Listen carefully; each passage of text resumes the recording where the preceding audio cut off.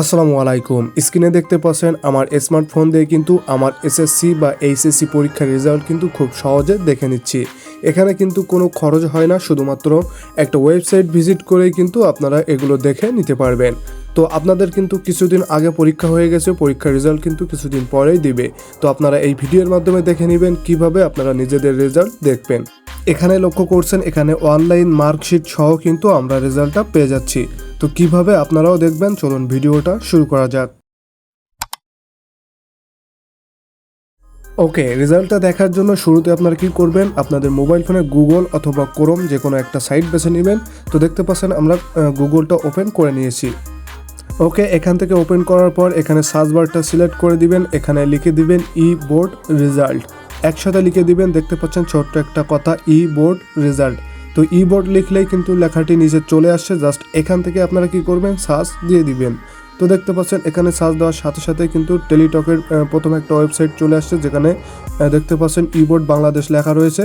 Just কি করবেন, এই প্রথম ওয়েবসাইটে ক্লিক করে দিবেন। এখানে আর কোনো কাজ না, এখানে একটু লোড নিয়ে কিন্তু আমাদের সাইটটা ওপেন হচ্ছে। ওপেন হওয়ার পরপরই এরকম একটা ফর্ম ওপেন হবে, যেখানে আপনাদের রোল নাম্বার, রেজিস্ট্রেশন নাম্বার এগুলো দিতে হবে।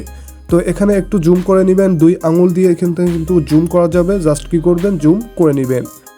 এখানে প্রথম যে অপশনটি রয়েছে এটি হলো এক্সামিনেশন। আপনারা এসএসসি অথবা এসএসসি দাখিল হলে প্রথম অপশনটি সিলেক্ট করবেন, অর্থাৎ আপনারা মাধ্যমিক এবং মাদ্রাসা হলে প্রথম অপশনটি সিলেক্ট করবেন। তো যেহেতু এটি এসএসসি পরীক্ষার রেজাল্ট, আমরা প্রথম অপশনটি সিলেক্ট করে দেব।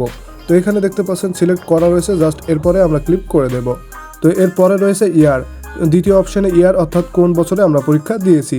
তো দ্বিতীয় অপশনে যদি এখান থেকে আমরা ক্লিক করে দিই তাহলে কিন্তু আমাদের সামনে অনেকগুলো সাল শো হবে।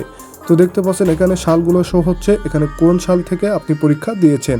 তো দেখতে পাচ্ছেন এখানে আমি 20 সালে পরীক্ষা দিয়েছি, এখানে 20 সালটি সিলেক্ট করে দিয়েছেন। যারা 25 সাল 26 সাল এরকম থাকবে তারা কিন্তু নিজেদের সালটা সিলেক্ট করে দিবেন। এরপরে রয়েছে বোর্ড। তো এই বোর্ডে ক্লিক করার পরে দেখতে পাচ্ছেন আমাদের সকল শিক্ষা বোর্ড শো হয়েছে। তো আপনারা কোন বোর্ড, সেই বোর্ডটা সিলেক্ট করে দিবেন। তো আমি এখান থেকে যশোর বোর্ড সিলেক্ট করে দিয়েছি। এরপরে দেখতে পাচ্ছেন রোল। তো এখানে দেখবেন আপনাদের অ্যাডমিট কার্ডে একটা রোল দেওয়া রয়েছে, ওই রোল অনুযায়ী এই রোলটা এখানে দিতে হবে। এবং এর পরবর্তী অপশন থাকবে রেজিস্ট্রেশন নাম্বার। তো কী করবেন, পরবর্তী অপশানে রেজিস্ট্রেশন নাম্বারটিও দিয়ে দিবেন। তো সবগুলোই কিন্তু আপনাদের অ্যাডমিট কার্ডে থাকবে, এখান থেকে দেখেই মূলত এখানে লিখে দিবেন। ওকে, এখান থেকে আমি একটু ধৈর্য ধরে আমার রোল নাম্বার এবং রেজিস্ট্রেশন নাম্বারগুলো এখানে লিখে দিচ্ছি। তো আপনারা কি করবেন, নিজেরা আপনারা সুন্দরভাবে অ্যাডমিট কার্ড দেখে এখানে রোল এবং রেজিস্ট্রেশন নাম্বারটা লিখে দিবেন। সর্বশেষ অপশন দেখতে পাচ্ছেন এখানে একটা যোগ করার অপশন দেওয়া আছে। তো এই দুটি যোগ করে যে ফলাফল হবে সে পাশের ঘরে এখানে উত্তরটা লিখতে হবে। তো এখানে দেখতে পাচ্ছেন 12 হয়েছে, জাস্ট এখানে আমি লিখে দিয়েছি। এরপরে কি করবেন, ছোট্ট একটা সাবমিট অপশন পেয়ে যাচ্ছি। সিম্পল কি করবেন, এখান থেকে এই সাবমিটে ক্লিক করবেন। এখানে আর কোনো কাজ নাই, ছোট্ট এই প্রসেসের মাধ্যমে দেখতে পাচ্ছেন আমার অনলাইন মার্কশিট চলে আসছে। তো এখান থেকে একটু জুম করলেই কিন্তু আপনার মার্কশিটটা দেখতে পাবেন, আপনি কোন কোন সাবজেক্টে কত পেয়েছেন সবগুলোই কিন্তু এখানে দেখাচ্ছে। তো আপনি ফেল করে থাকলে কিন্তু এখানে দেখাবে। তো কোন সাবজেক্টে আপনারা কোন গ্রেড পেয়েছেন সেগুলো কিন্তু দেখতে পাচ্ছেন। এটি মূলত অনলাইন মার্কশিট। তো এখান থেকে জুম করলে আপনারা প্রথমেই দেখতে পাবেন আপনাদের পরিচয়, তারপরে দেখবেন আপনারা গ্রেড পয়েন্ট। তো কী করবেন, এখান থেকে কিন্তু সরাসরি ডাউনলোডের অপশন দেখতে পাচ্ছেন, আপনারা পাচ্ছেন না।